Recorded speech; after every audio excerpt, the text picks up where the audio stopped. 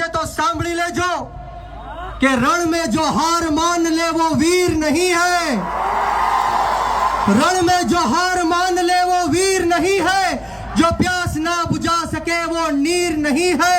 कुर्सी पर बैठे नेता किसी घमंड में ना रहे, ये सत्ता किसी के बाप की जागीर नहीं है। आ सत्ता कोईना बापनी जागीर નથી।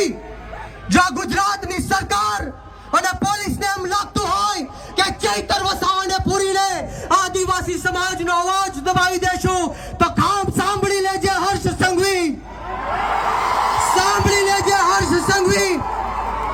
ચૈતર વસાવા આંદોલનની કોકમાંથી જન્મેલો એક નેતા છે, ગરમ તપતી ભઠ્ઠીમાંથી નીકળેલો નેતા છે। અમે કોઈના બાપથી ડરવાના કે ગભરાવાના નથી। એક વાર નહીં, બે વાર નહીં, 10 વાર ચૈતર વસાવાને જેલમાં નાખ્યો। બોલો તમને ગુસ્સો આવે છે કે નથી આવતો?